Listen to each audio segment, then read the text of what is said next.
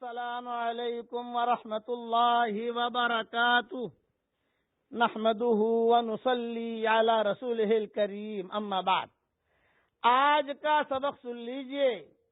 آج کے سبق کی سرخی ہے حضور صلی اللہ علیہ وسلم کی سیرت، پارٹ نمبر 47۔ حضرت صہیب کے اسلام لانے کا قصہ مختصر سن لو۔ حضرت صہیب جو تھے یہ رومی تھے، اور کسی روم کے پانی کے جہاز میں یہ معمار تھے۔ یہ جہاز روم سے چلا اور روم سے چلتے چلتے طوفانوں کا شکار ہو گیا، تو جہاز جو ہے وہ ڈوب گیا، اور یہ تیرنے کے ماہر تھے، تو تیرتے تیرتے یہ جدہ پہنچ گئے۔ جب جدہ پہنچے تو لوگوں سے کہا کہ بھئی میں یہاں تو آیا ہوں، لیکن یہاں قریب میں کوئی بستی ہو تو میں وہاں چلا جاؤں، میں زندگی گزاروں۔ فرمایا کہ بھئی ہمارے یہاں بکہ ہے، قریب میں ایک بستی ہے چھوٹی سی بکہ، وہاں چلے جاؤ۔ تو صہیب رومی پہاڑیوں پر چڑھتے چڑھاتے کوئی وہاں اس وقت میں سڑکیں تھی نہیں، کوئی اشارہ تھا نہیں، کوئی واٹس ایپ تھا نہیں، کہ یہاں امریکہ میں جو ہے وہ خالی نام ڈال دیتے ہیں تو مشین بتا دیتی ہے یہاں چلے جاؤ، یہاں چلے جاؤ۔ اللہ کرے کہ کوئی ایسی مشین بھی تیار ہو جاوے جو نماز کا طریقہ بھی بتا دے۔ اللہ کرے کوئی ایسی مشین بھی تیار ہو جاوے جو اسلام کا طریقہ بھی بتا دے۔ اللہ کرے، میں ایپل والوں کو کہہ رہا ہوں کہ تم نے ساری مشینیں بنائی ہیں، ایسی مشین بھی بناؤ یار کہ جو خالی بٹن دباؤ اور کم سے کم اسلام کا طریقہ، نماز کا طریقہ، غسل کرنے کا طریقہ یہ بھی تو آ جاوے۔ اب وہ دور تھا، عجیب دور تھا۔ چنانچہ مکہ مکرمہ آئے صہیب رومی، اور وہ دیکھتے رہے کہ بھی یہاں مکہ میں تو بتوں کی پوجا پاٹ ہو رہی ہے، لیکن کسی نے آ کر کہا کہ بھئی صدیق اکبر نے نہیں کہا، بعض روایتوں میں یہ کہ دوسروں نے کہا کہ بھئی یہ محمد ہیں، یہ اللہ کے نبی ہیں، تو وہ تو حق ڈھونڈ ہی رہے تھے۔ چنانچہ وہ بھی مسلمان ہو گئے۔ حضرت عمار ابن یاسر یہ بھی مسلمان ہو گئے۔ اچھا، جب نماز کا وقت آتا تو آپ سب نے مشورہ کیا کہ ہماری جماعت اب بڑھ گئی ہے، کافی لوگ جمع ہو گئے ہیں، کافی عورتیں جمع ہو گئی ہیں، تو ہم کیا کریں؟ تو یہ بات طے ہوئی مشورے میں آپس میں کہ بھی کسی گھاٹی میں چلے جاویں ہم، یا کسی غار میں چلے جاویں، اور وہاں جا کر چپکے نماز پڑھیں۔ بس تو آپ کسی گھاٹی میں یا کسی جگہ چلے جاتے، چپکے نماز پڑھتے اپنے ساتھیوں کو لے کر۔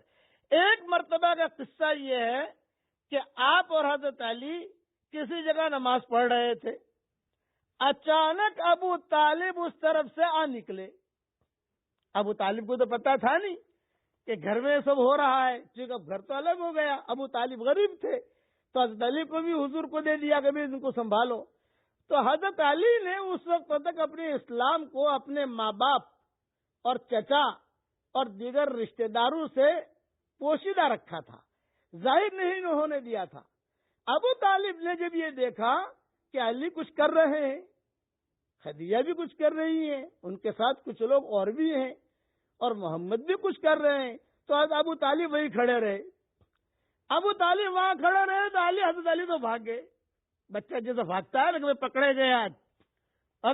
ابو طالب کو دیکھ کر حضرت علی جو ہے وہ بھاگ گئے۔ کتابوں میں لکھا ہے بعض جگہ حضرت خدیجہ جو ہے یہ بھی اپنے دوسرے کمرے میں چلی گئی، دوسرے جو لوگ تھے وہ بھی جو ہے تھوڑے دائیں بائیں ہو گئے۔ بھائی ابو طالب تو بڑے آدمی ہے تو غریب، لیکن رؤسائے مکہ ہے کہ پتہ نہیں مکہ میں کیا بات چلے گی۔ تو ابو طالب نے وہی کھڑے کھڑے حضور صلی اللہ علیہ وسلم سے مخاطب ہو کر دریافت کیا، اے بھتیجے یہ کیا کر رہے ہو تم؟ یہ کیا دین ہے؟ یعنی کیا کر رہے ہو تم یہ سارے کے سارے مل کر؟ اور یہ کوئی نئی چیز تم لائے ہو مکہ میں، یہ کیسی عبادت ہے؟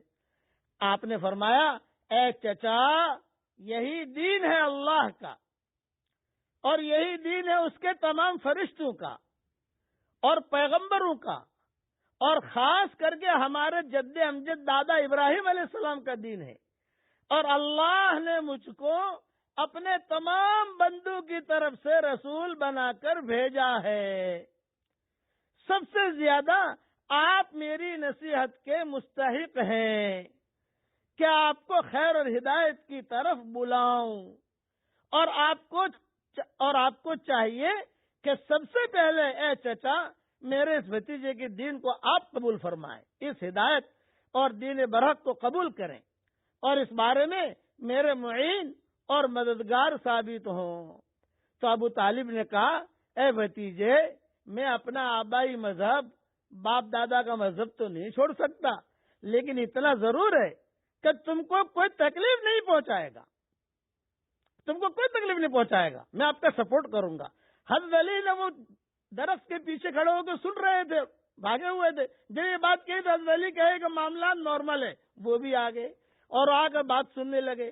تو حضرت علی نے کہا، اب حضرت علی کہہ رہے ہیں کہ ابا جان، میں مسلمان ہو گیا ہوں، ایمان لایا ہوں اللہ پر اور اس کے رسول پر، اور جو کچھ من جانب اللہ نے حضور صلی اللہ علیہ وسلم کو جو بھی اللہ دے رہے ہیں ان کے سارے باتوں کی میں تصدیق کرتا ہوں، اور ان کے ساتھ اللہ کی عبادت اور بندگی کرتا ہوں، اور ان کا متبع اور پیروکار ہوں۔